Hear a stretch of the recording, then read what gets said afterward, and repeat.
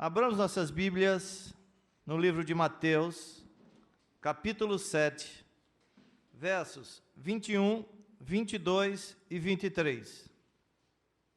Nem todo quem me diz, Senhor, Senhor, entrará no reino dos céus, mas aquele que faz a vontade do meu Pai que está nos céus. Muitos me dirão naquele dia, Senhor, Senhor, não profetizamos nós em Teu nome, e em Teu nome não expulsamos demônios, e em Teu nome não fizemos muitas maravilhas?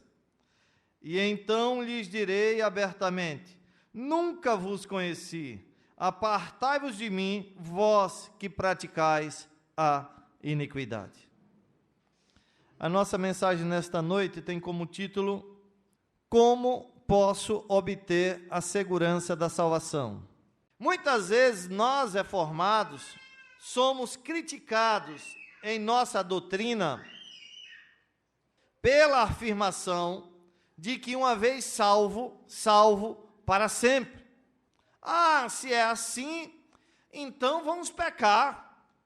Já está salvo? Para que ir para a igreja? Para que ficar lutando contra o pecado? Nós estamos dizendo que está salvo, mas não estamos dizendo que não tem que se lutar contra o pecado. E a característica de todo aquele que é salvo é lutar contra o pecado. Ele odeia o pecado com todas as suas forças. Então nós somos criticados porque através da Bíblia admitimos a ideia que Deus preserva o homem e protege este homem de maneira que nada mais pode arrebatá-lo da sua mão, conforme diz João 10, 27 e 28. Na verdade, irmãos, este pensamento de que você não pode mais perder a sua salvação, uma vez salvo, salvo para sempre, é um dos pensamentos mais grandiosos da Bíblia. Uma vez que alguém haja crido com fé salvadora, não se pode mais perder esta fé. Essa pessoa creu em Cristo com fé salvadora e nunca mais ela irá para o inferno. Cristo será sempre o seu Salvador. Seu destino já não é mais motivo de preocupação. Ele não tem que se preocupar porque Cristo já resolveu o seu destino uma vez por todas. É céu, céu, céu. A segurança da salvação proporcionada pelo Espírito Santo é aquela certeza que dá a certeza a você que você é um crente. Essa segurança proporcionada pelo Espírito Santo lhe capacita a dizer o seguinte, eu sei que os meus pecados já estão perdoados, os pecados de ontem, de hoje e de sempre. Eu sei que vou para o céu. Eu sei que morrendo agora, eu estarei nesse mesmo instante com Cristo no paraíso. Muitos não admitem isso que eu estou dizendo, porque acham que devem fazer alguma coisa para ser salvo, nem que seja obras de fé. O grande problema de muitos que advogam esta doutrina da perda da salvação do crente, essas pessoas fazem isso porque não compreendem a diferença que existe entre uma pessoa iluminada e uma pessoa regenerada. Porque ele olha para a sua própria experiência, olha para a sua própria história e vê casos de pessoas que passaram muitos anos dentro da igreja, foram batizadas, às vezes galgaram o cargo de liderança dentro da igreja, depois desviaram-se desses caminhos e aquela pessoa morreu em pecado, completamente em pecado. Então, pastor, como é que o senhor me diz que um crente não pode perder a salvação? E eu digo para ele, olha, a questão é que você não compreende que esta pessoa nunca foi crente, mas pastor, ele orava tão bonito, ele conhecia a Bíblia, ele exercia alguns dons dentro da igreja, ele falava como crente, agia como crente, muito bem, falava, agia, mas ele nunca foi um crente. uma diferença que precisa ser entendida. O que é uma pessoa iluminada e uma pessoa regenerada? Uma pessoa iluminada, ela pode ter todas as características de um crente e não ser um crente.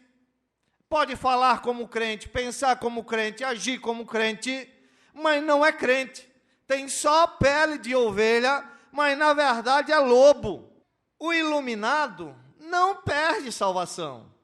Na verdade, ele nunca teve salvação. Como é que ele vai perder uma coisa que ele nunca teve? Agora, o regenerado, aquele que nasceu de novo, esse jamais perde a sua salvação. Então, irmãos, no que diz respeito à segurança da salvação, quem pensa que hoje tem essa salvação e amanhã não tem, na verdade, nunca teve. O que precisamos entender é que esta pessoa que pensa que é salva hoje e que amanhã pode se perder, a sua segurança de salvação está sendo posta no lugar errado. Jesus disse que as pessoas podem ter uma falsa segurança de salvação. Veja, no verso 21 ele vai dizer assim: nem todo o que me diz Senhor, Senhor, entrará no reino dos céus. Naquele dia, irmãos, no dia do juízo final, todo mundo será colocado diante dele. E muitos vão chegar ali com uma falsa segurança de salvação, achando que estão salvos e que serão salvos. Estão convencidos de que a eternidade lhes foi assegurada. Entretanto, Jesus terá que dizer a estas pessoas: nunca vos conheci. Apartai-vos de mim, vós que praticais a iniquidade. Neste dia, Jesus Cristo mostrará que a paz que eles pensavam ter era uma paz falsa. Alguns vão chegar a Jesus e falar da sua doutrina, da sua ortodoxia. Jesus lhes dirá explicitamente: olha, nem todo que me diz Senhor, Senhor, entrará no reino dos céus. Percebam que estas pessoas que vão chegar lá diante de Jesus vão usar uma linguagem adequada. Eles vão definir Jesus corretamente. Eles vão chamar Jesus de Senhor, Senhor.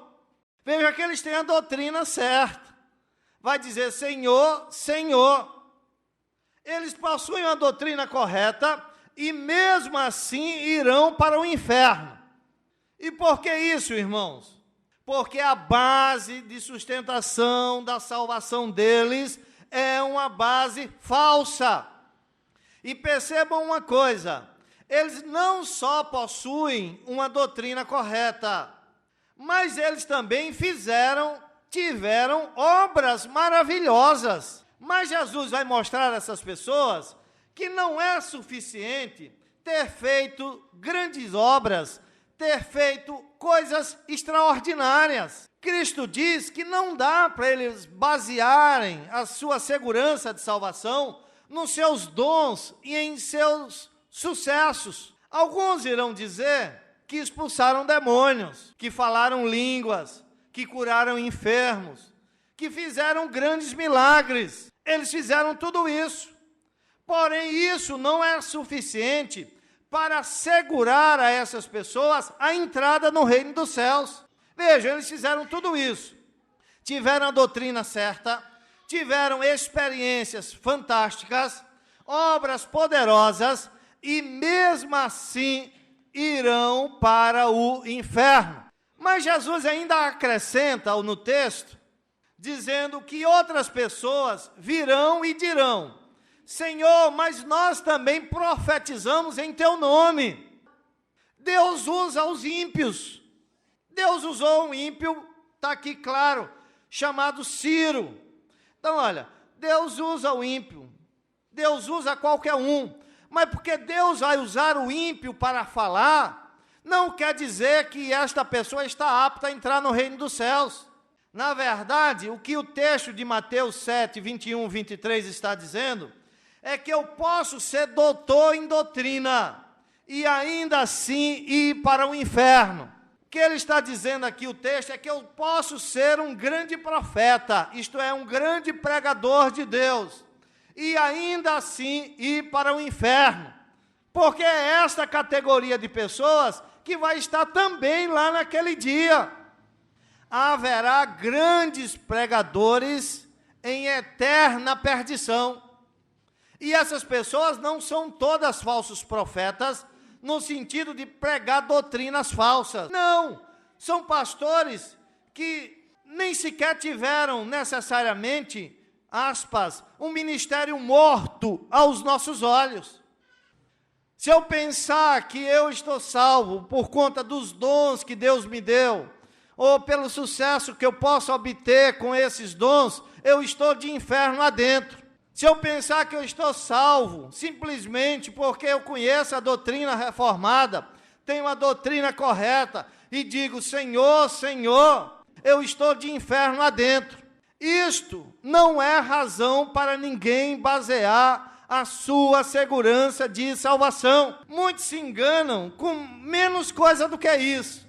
Às vezes porque nasceu e se criou dentro da igreja, às vezes porque frequenta a igreja no domingo, às vezes porque é um ofertante ou um dizimista, às vezes porque já sabe orar dentro da igreja, acha que por isso ele será salvo. Esse já está de inferno adentro 2 vezes. Se pensa que vai ser salvo simplesmente por isso. E se você pergunta a essa pessoa, você morrendo agora, para onde você vai? Se ele disser céu, baseada a sua segurança de salvação nisto, ele está baseando a sua segurança de salvação em suposições erradas. Tem pessoas que acham que serão salvos depois que se batizarem. Ah, eu já sou batizado, sou membro da igreja, por isso que eu vou ser salvo. O interessante é que quando a igreja não tem consciência dessas verdades, as pessoas vão crescendo dentro da igreja, vão se tornando-se adolescentes, e aí os adolescentes começam a participar de corais dentro da igreja, de grupos de louvores, começa a se envolver com as atividades da igreja, e isso e aquilo, daqui a pouco aprende a tocar um instrumento, né? E vai desenvolver um ensino com crianças já na classe de escola dominical, ou quando sai para evangelizar, ou faz qualquer outra coisa, e nós vamos pensando, porque não conhecemos as verdades de Deus, que por conta disso essa pessoa simplesmente está salva. E ela também vai se enganando, porque os seus próprios pais nunca abriram seus olhos para dizer que não é isso que dá segurança de salvação. Daqui a pouco ela cria falsas suposições para achar que está salva. E acha que quando se batizar, vai selar de uma vez para sempre, quando ela se tornar membro da igreja, vai selar de uma vez para sempre a sua salvação. Aí vão viver dentro da igreja até morrer nessa condição. Quando chegar lá naquele dia do juízo, são essas pessoas que vão dizer assim, Senhor, Senhor. Não é o ímpio que está lá fora não, que vai dizer Senhor, Senhor. O ímpio não conhece a doutrina correta. São essas pessoas que estão dentro da igreja, colocando a sua segurança de salvação em coisas falsas. Eles vão dizer, Senhor, Senhor, em teu nome eu fiz isso. Olha, quantas vezes eu saí para evangelizar, quantas vezes eu fui para retiro, quantas vezes eu fui para acampamento, quantas vezes nós fizemos atividades dentro da igreja. Olha, eu ensaiei no conjunto tantas e tantas vezes, Senhor. Tantas vezes eu cantei lá na frente, Senhor. Eu cheguei até a pregar, Senhor, um dia para os adolescentes da igreja. Eu ensinei as crianças da igreja. Eu dei uma palavra às mulheres da igreja. E daqui a pouco ela foi se tornando velha e diz, eu falei com as anciãs da igreja, Senhor. E agora, Senhor? E Jesus vai dizer, apartai-vos de mim, eu não vos conheço. Vós que passou a vida inteira praticando a iniquidade. Você nunca foi verdadeiramente um crente. Mas, Senhor, eu pensei que ia para o céu. Foi enganada a vida inteira pelo seu coração corrupto, colocando a sua segurança de salvação naquilo que não pode dar segurança de salvação. Quantas esposas que acompanham, às vezes, os maridos que são verdadeiramente crentes, e porque elas acompanham os maridos, acham que estão salvas simplesmente por isso. Quantos maridos que acompanham a esposa, que são verdadeiramente crentes, e acham que por acompanhar as suas esposas, eles estão salvos por isso. Quantos filhos que acompanham os pais, que são verdadeiramente crentes, e acham que por isso eles estão salvos. Não é melhor avisá-los agora? Não é melhor dizer a eles que eles não são crentes? Do que ter eles aqui, vindo dia após dia, sem serem crentes? E quando morrer, saber que não vai encontrar com eles no céu, saber que eles vão para o inferno. Porque em casa você conhece as atitudes dele, e você sabe que em casa os frutos que ele dá não são frutos de um crente. E por que não dizer a ele? E porque às vezes na própria ignorância também insiste para que essas pessoas sejam batizadas dentro da igreja. Eu quero ver o meu filho ser batizado. Para quê? Para ir para o inferno com batismo e tudo? De que adianta? Nada. Vamos falar a verdade? Vamos dizer a verdade? Então a pergunta é, em que devemos basear a nossa segurança de salvação, se essas coisas não dão segurança de salvação? Com o padrão aqui que eu coloquei um padrão alto, na verdade, porque o padrão da Bíblia é alto. E parece que ninguém pode salvar-se. E o texto de Mateus, que nós lemos aqui, diz que aquelas pessoas, aqueles homens, tinham a doutrina certa, pareciam ser tão zelosos, tinham experiências maravilhosas, eram ativos na igreja, profetizaram em nome de Deus, isto é, pregavam em nome de Deus. Mas o que vai acontecer a eles? O próprio texto responde: apartai-vos de mim, vós, os que praticais a iniquidade. Nunca vos conheci. Estas pessoas nunca tiveram a verdadeira salvação. Nunca tiveram a verdadeira segurança de salvação. Qualquer segurança de salvação que eles tiveram foi falso. Agora, por que eles nunca tiveram essa verdadeira segurança de salvação? Será que ela não existe? Existe sim. E se ela existe, aonde está? E é isso que eu quero mostrar agora.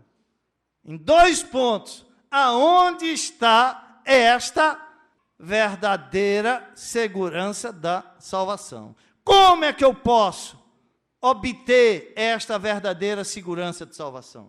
A primeira, quero mostrar que, em primeiro lugar, a segurança da salvação é alicerçada na promessa de que Deus justifica o ímpio.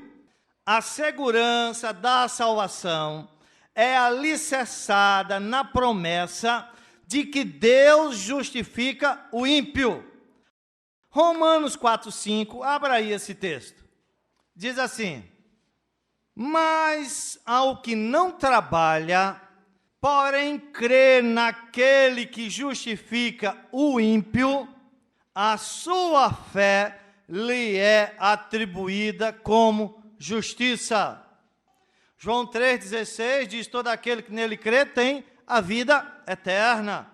1 João 5,12 diz: aquele que tem o Filho tem a vida. Romanos 8,1 diz: já nenhuma condenação há para aqueles que estão em Cristo Jesus.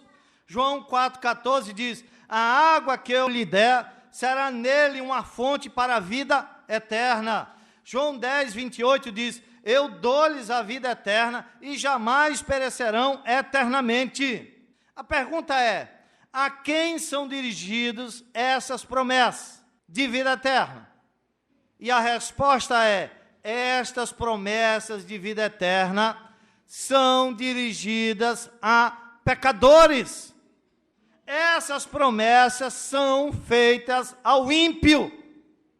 Somente quem um dia reconheceu a sua condição de ímpio e foi justificado por Deus mediante a fé em Jesus Cristo, somente essa pessoa agora pode desfrutar da segurança de salvação. Ele nos amou quando nós éramos ainda pecadores. E continuaremos sempre sendo indignos pecadores, só que salvos.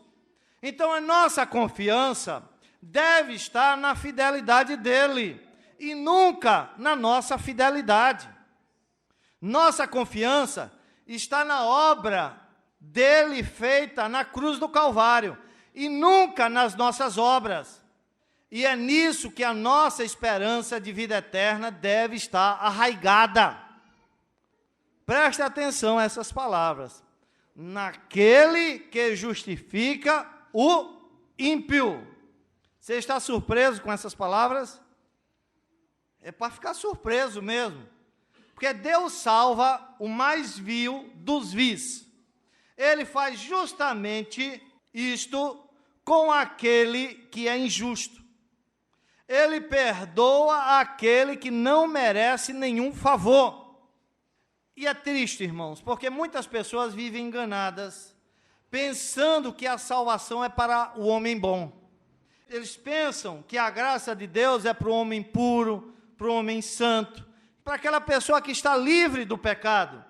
Não, a graça de Deus é para miseráveis pecadores. Então, o Deus que vê através de todas as decepções, sabe que não há bondade alguma sequer em nós. E ele diz, não há um justo sequer, nem sequer um. E ele sabe que todas as nossas justiças são como trapos da imundícia. Entretanto, Jesus veio ao mundo, não foi para olhar através das nossas bondades, nem das nossas justiças para com ele, mas para conceder aquilo que nós não tínhamos. E como é que ele faz isso? Ele justifica o ímpio. Deus planejou os meios de fazer o homem ímpio permanecer devidamente justificado diante dele. E desta maneira, Deus começa a tratar este pecador como se ele fosse completamente livre do pecado. Ele justifica o ímpio. Justificar o pecador é um milagre digno de Deus.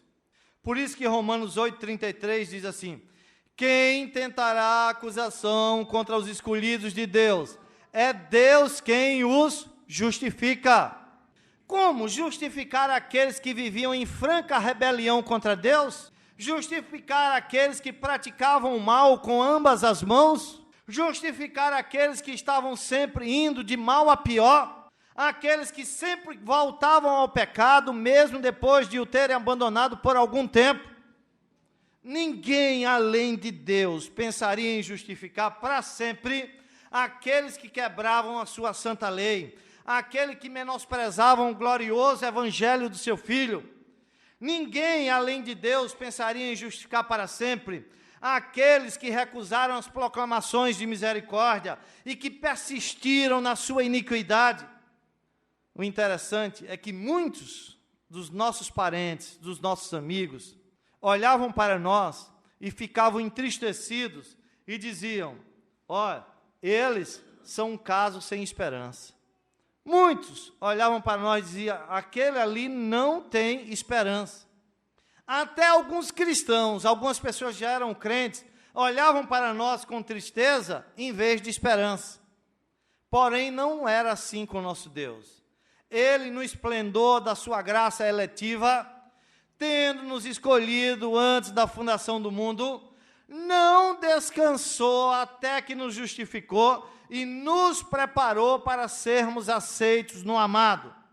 E por isso é que está escrito, aos que predestinou, a estes também chamou, e aos que chamou, a estes também justificou. Olhe comigo para o exemplo de Paulo de Tarso, espumando raiva contra os servos do Senhor, como um lobo faminto tentando destruir. Aquele homem atormentava as ovelhas de Jesus Cristo, à torto e à direita. Entretanto, o que Deus faz com ele? O derruba na estrada de Damasco, e muda o seu coração. Deus o justificou plenamente. É tanto que em pouco tempo este homem se tornou o maior pregador da justificação pela fé. O maior pregador da doutrina da justificação pela fé. Foi o apóstolo Paulo. Eu que fui um blasfemo, disse Paulo. Eu que fui um perseguidor dos irmãos. Eu que tinha prazer em matar os irmãos. Pela graça de Deus eu fui justificado. Paulo, que era uma pessoa convencida que podia salvar-se pelas obras. Quem, exceto Deus, pensaria em justificar um perseguidor como Saulo? Porém, o Senhor Deus é grandioso, é glorioso, e derrama a sua graça sobre o ímpio.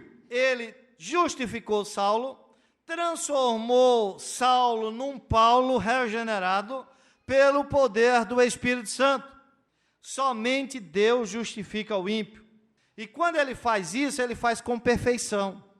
Ele lança os nossos pecados para trás de suas costas. Ele os anula e faz isso tão somente pela sua graça. Foi ele que preparou o caminho glorioso, pelo qual pode tornar os pecados escarlates, tão brancos como a neve. Ele pode remover as nossas transgressões para bem distante, para as profundezas do mar. E ele diz: jamais me lembrarei dos seus pecados e das suas iniquidades. Leia, por exemplo, a parábola do filho pródigo. E veja como o pai perdoador recebe o andarilho com muito amor. É como se aquele filho nunca tivesse se ausentado de casa. Como se nunca ele tivesse se prostituído com as rameiras. O pai levou isto tão longe que o filho mais velho começou a murmurar. Mas o pai nunca se apartou do seu amor. Ainda que culpado você possa se sentir, se somente você voltasse para Deus e Pai, Ele o tratará como se nunca você tivesse cometido pecados nesta vida. Ele o vê como justo. Ninguém que sente o peso dos seus pecados pode ter a real segurança de salvação. Se ele sente o peso dos seus pecados, como é que ele vai estar tranquilo, em paz, para encontrar-se com Deus de toda a justiça? Somente pode ter real segurança de salvação aquele que se reconhece como um ímpio, justificado por Deus. Aquele que entendia que era um pobre, miserável, pecador, terrível, e que um dia Deus, pela sua graça, o justificou. E se Deus o amou quando ele cometia misérias, barbáries, por que não vai amá-lo agora, se ele cometeu qualquer outro pecado? Por que ele vai ter medo de perder a sua salvação, porque cometeu qualquer outro pecado agora, se ele entende perfeitamente que Deus o amou quando ele era ímpio, e que Deus já o justificou quando ele era ímpio, e que Deus é o Deus que justifica o ímpio. Então ninguém que não tenha chegado a essa consciência, que um dia foi ímpio, pode ter a verdadeira segurança de salvação. Se ele tem qualquer segurança de salvação, essa segurança é mentirosa. Veja, isso acontece muito com os filhos de crentes que são criados dentro da igreja. Eles às vezes são criados dentro da igreja, vão vivendo a vida inteira dentro da igreja, e não passa por este momento de conscientização que ele é um ímpio miserável, que está perdido diante de Deus, e que precisa correr aos braços de Deus, porque somente Deus pode justificar o ímpio. E ele passa a vida inteira dentro da igreja, consegue se batizar, consegue galgar cargos e nunca passou por essa situação. Nunca esse sentimento bateu dentro dele. Essa pessoa vai procurar se agarrar em alguma coisa para ter a segurança de salvação. Até mesmo em obras que ele vai fazer. Pode fazer até obras dentro da própria igreja, tentando obter essa segurança de salvação. Até mesmo entrar num seminário e dizer, eu vou ser pastor. Tá bom, vai para o inferno com o título de pastor. Por quê? Porque este nunca reconheceu que era um ímpio miserável.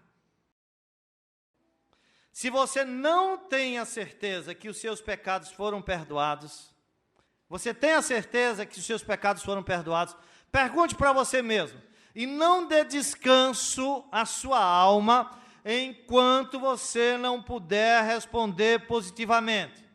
Os meus pecados todos já foram perdoados por Deus? Se você sente que um só dos seus pecados ainda não foi perdoado por Deus, você está no inferno, na condição que está, se você morrer agora. Agora, se você está nessa condição, eu quero te dizer uma coisa importante.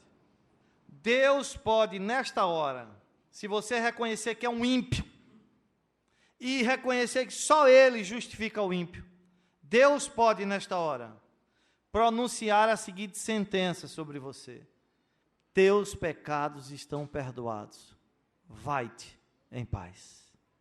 E se Ele faz isso, nenhum poder no céu ou na terra, ou debaixo da terra, poderá colocar você sob suspeita, e muito menos sob a ira dEle. Aí você pode dizer, mas seria um grande milagre se Deus realmente me perdoasse. De fato, seria um supremo milagre. Entretanto, é provável que Deus faça isso, porque Deus faz coisas tão grandiosas que não se pode esquadrinhar. E então nos sentimos seguros e tranquilos quanto ao nosso futuro. Por isso não temos que temer a morte. A morte só será lucro para nós. Para quem tem essa consciência. Para quem não tem essa consciência, a morte é uma coisa terrível. Para quem não tem essa consciência, ele tem que dizer assim, você é crente? Ele diz, sou. E aí, você já pensou na morte?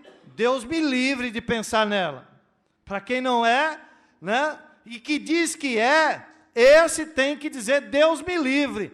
Mas para quem é verdadeiramente, diz, pode vir, minha convidada, eu estou te esperando.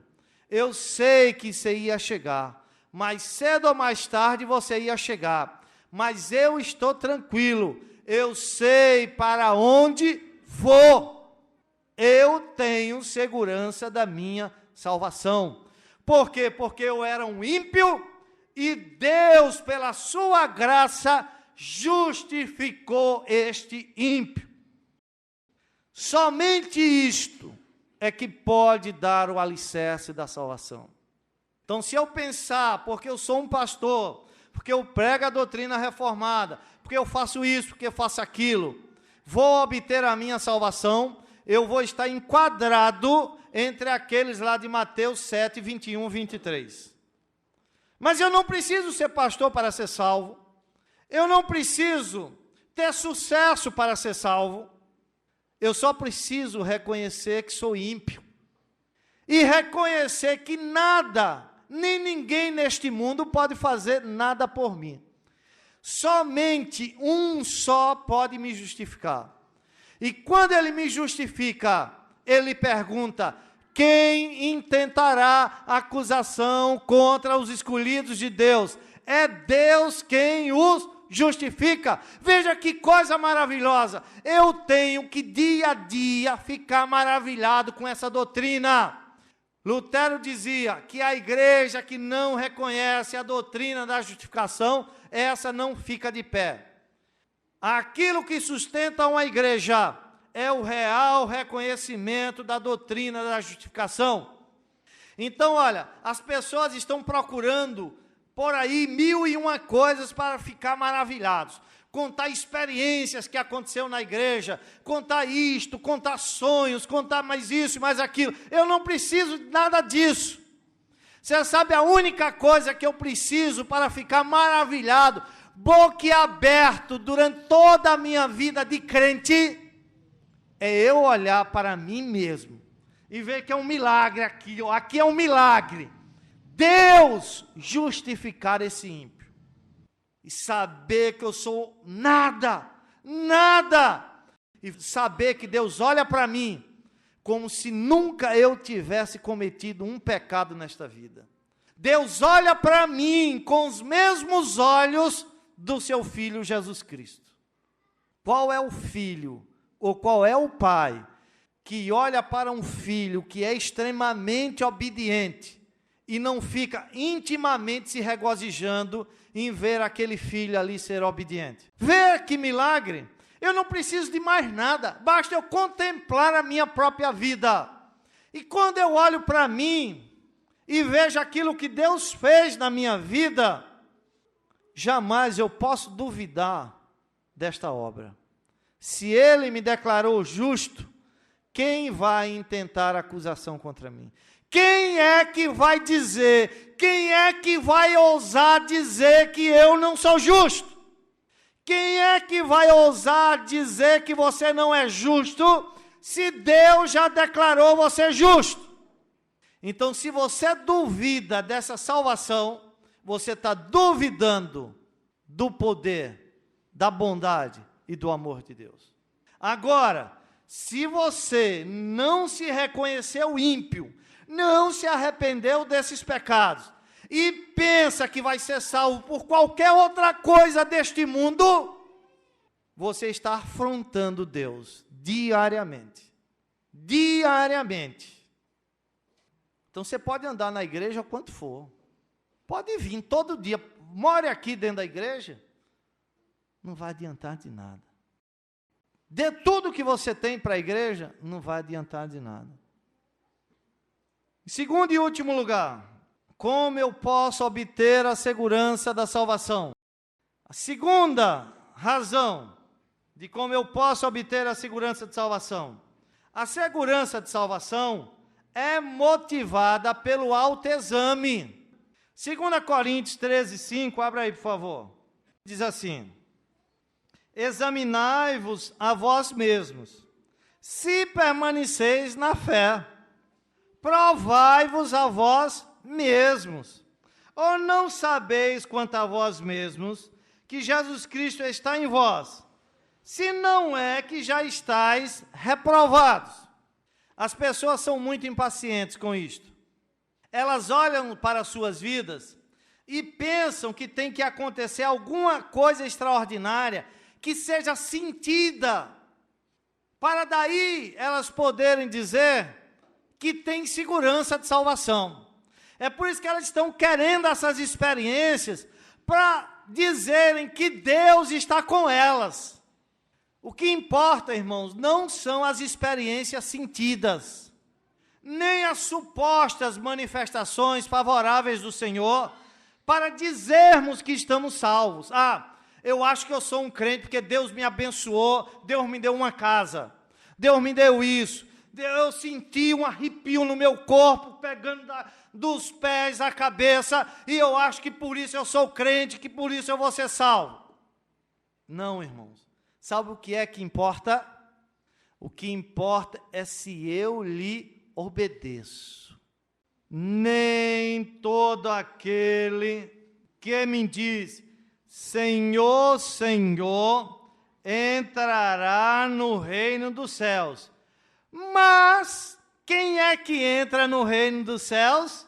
Mas aquele que faz a vontade de meu Pai, que está nos céus. Isto é o que importa, é se eu lhe obedeço. Ele diz que o que guarda a minha palavra, esse é o que me ama. Então só uma coisa importa: Simão, tu me amas mais do que a estes outros? Se tu me amas, segue-me.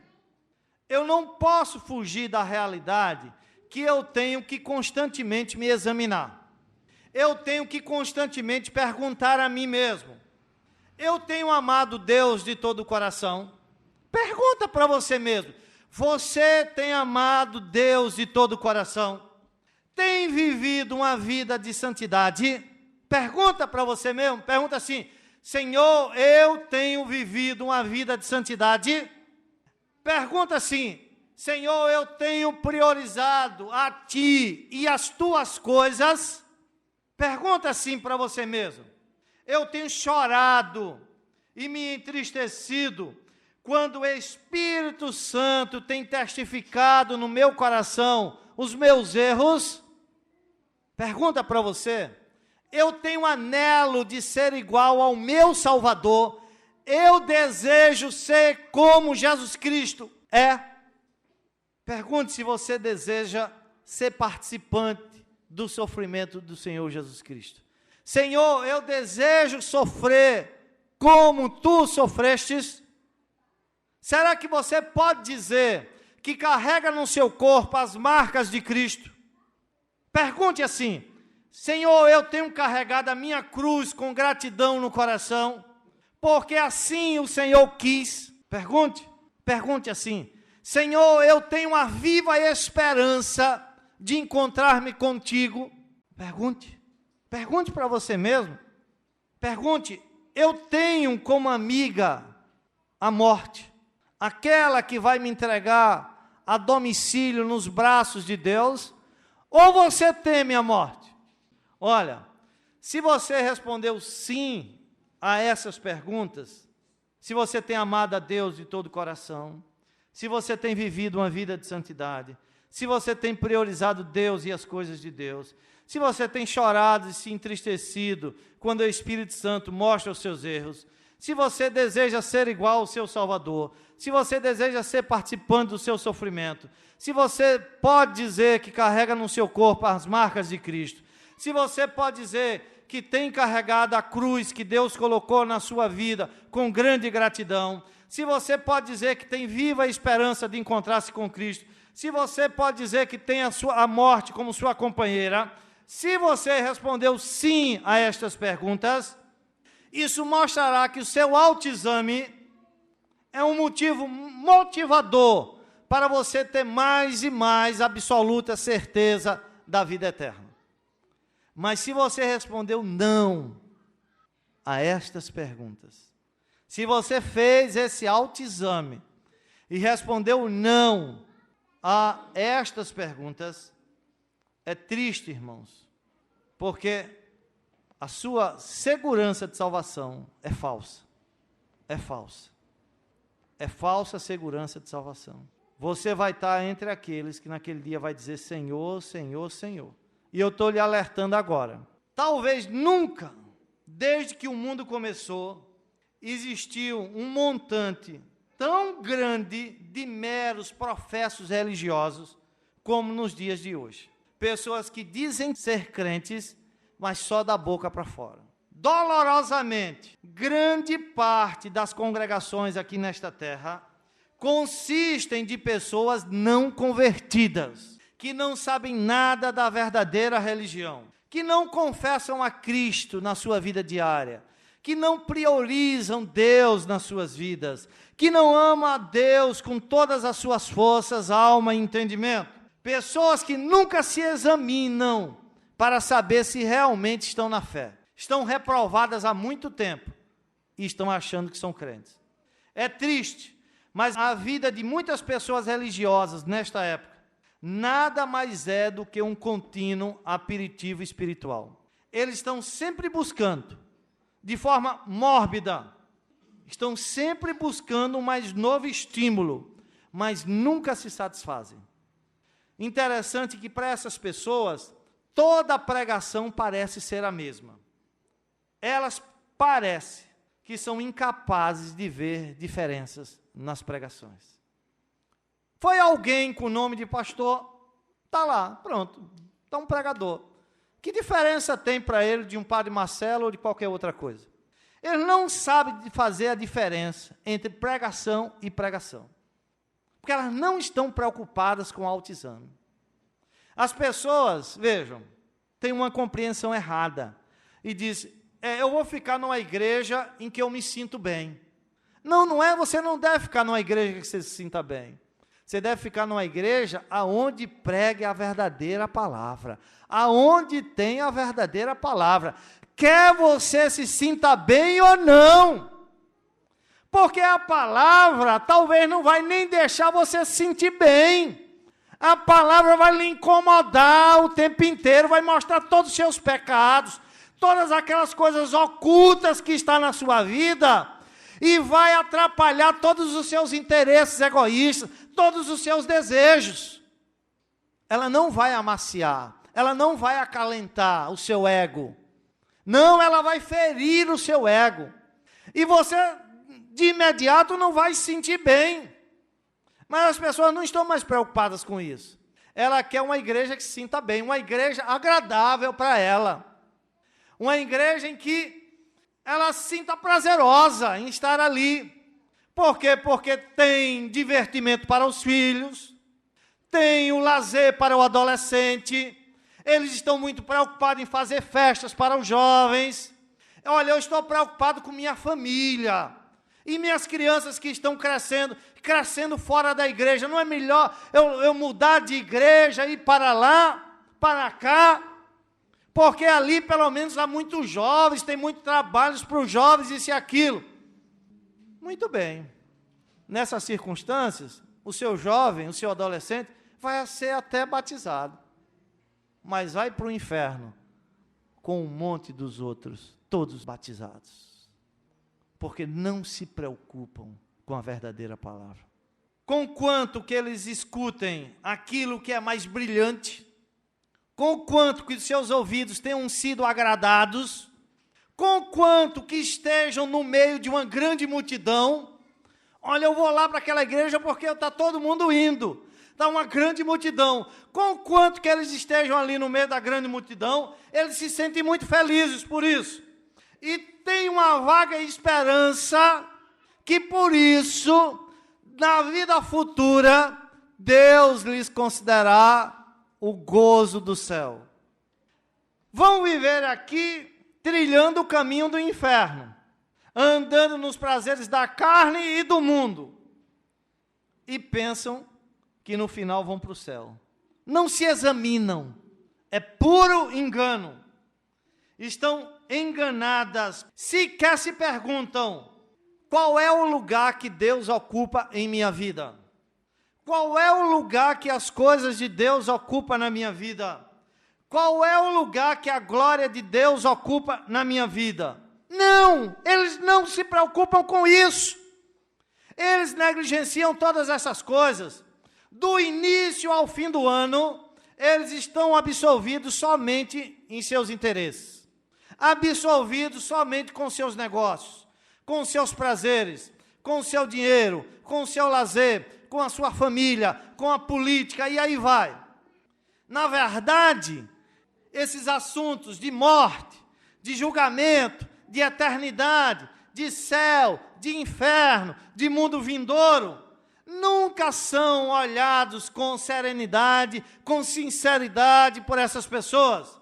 Essas pessoas vivem como se nunca fossem morrer, vivem como se nunca fossem ressuscitar. Vivem como se nunca fossem estar diante do tribunal de Deus e ali receber uma sentença eterna. Pelo contrário, sabe o que elas fazem?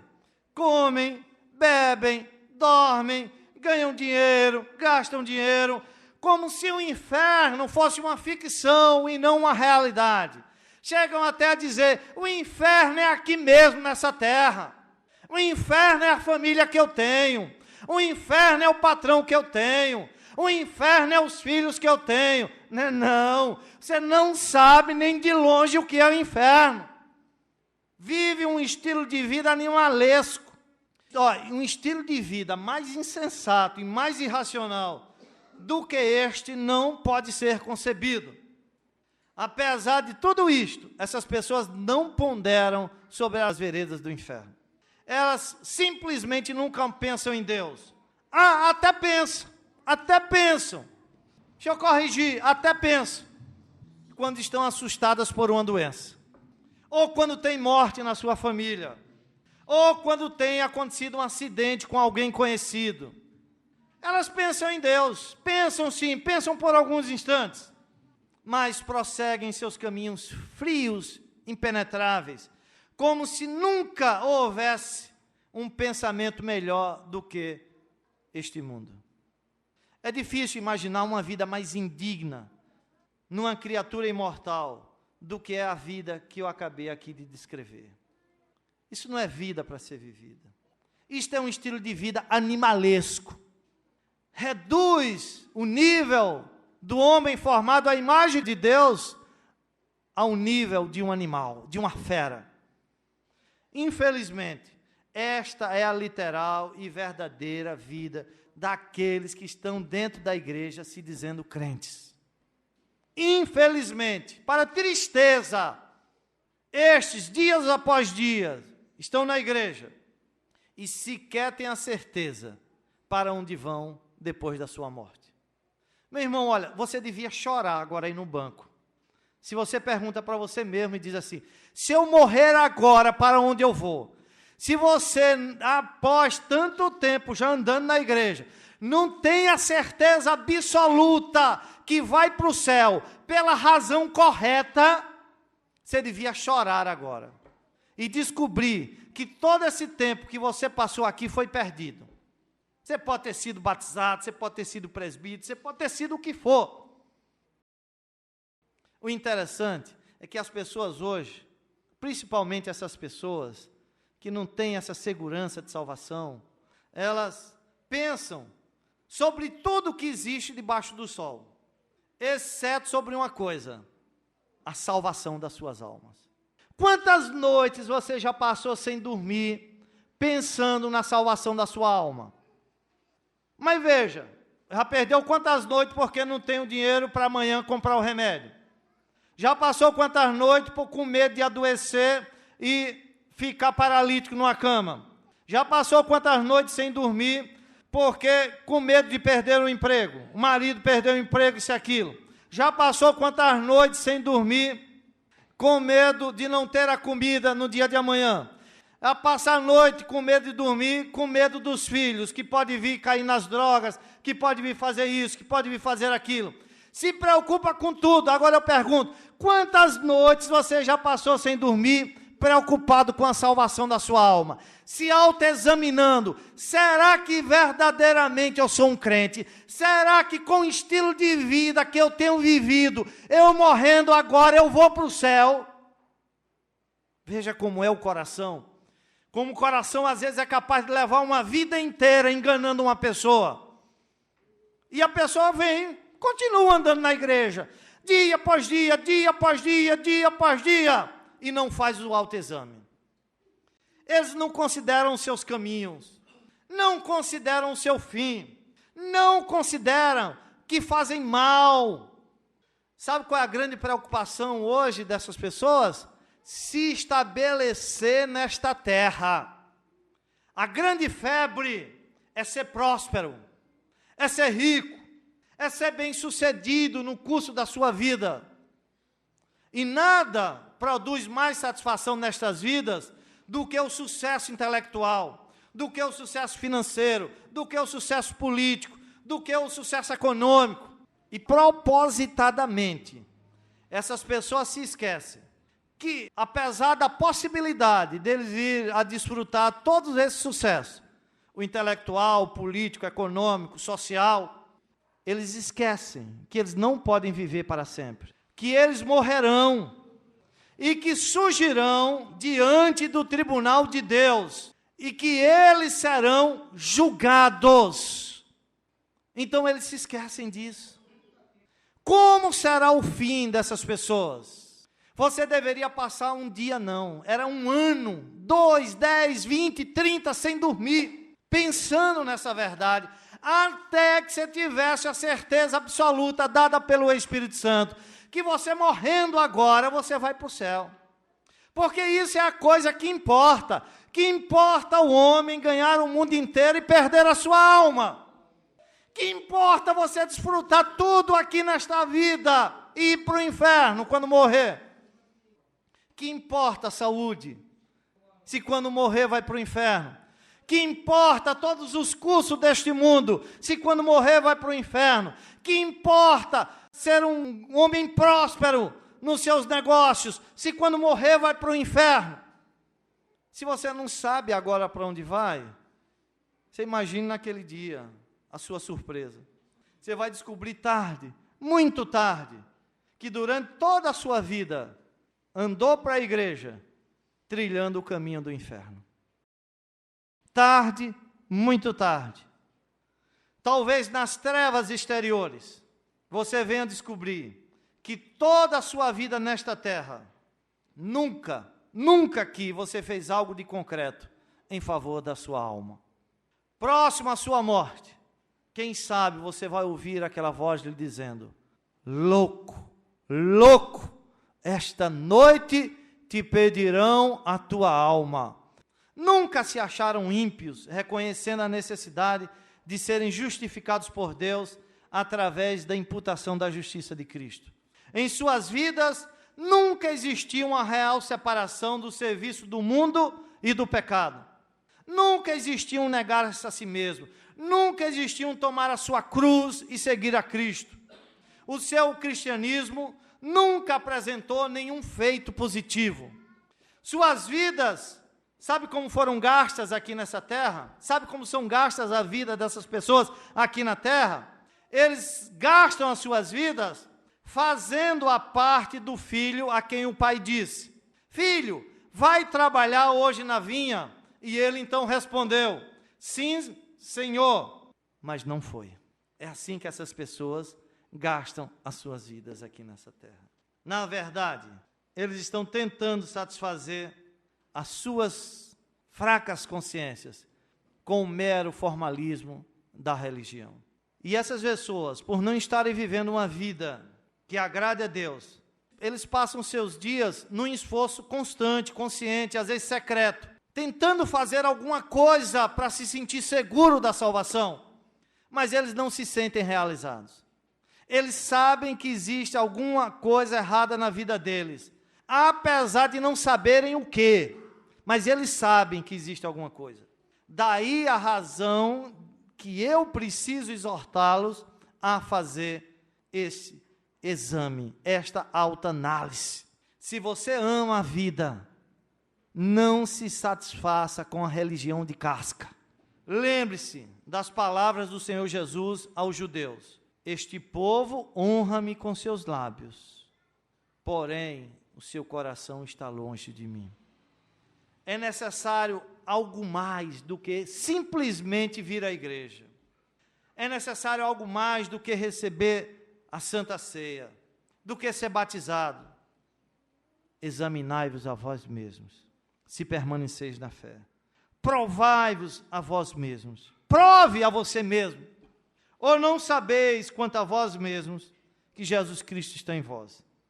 Se não é, que já estáis reprovados. Então, cuidado, muito cuidado, para não chegar naquele dia simplesmente dizendo: Senhor, Senhor, Senhor, e ali ouvir as tristes palavras: apartai-vos de mim, vós que praticais a iniquidade. Eu quero concluir contando uma história de dois puritanos que estavam prestes a morrerem queimados. Um deles disse para o outro estava tentando consolar, dizendo a ele que ficasse tranquilo, que ficasse seguro e que não tivesse medo da morte. Então ele respondeu da seguinte maneira, dizendo: quando eu vivo em decisão e firme estado de segurança, de salvação, ele disse, eu me sinto mais valente do que um leão. Eu posso rir de qualquer dificuldade. Não há aflição que me acovarde.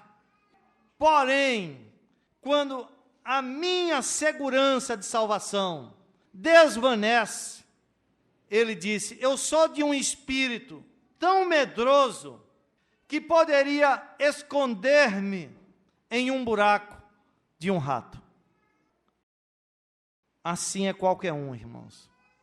Você só vai ter coragem para enfrentar todas as dificuldades, encarar todas as dificuldades da vida como um leão, e por fim encarar até a morte como um leão, se você tiver a segurança da sua salvação.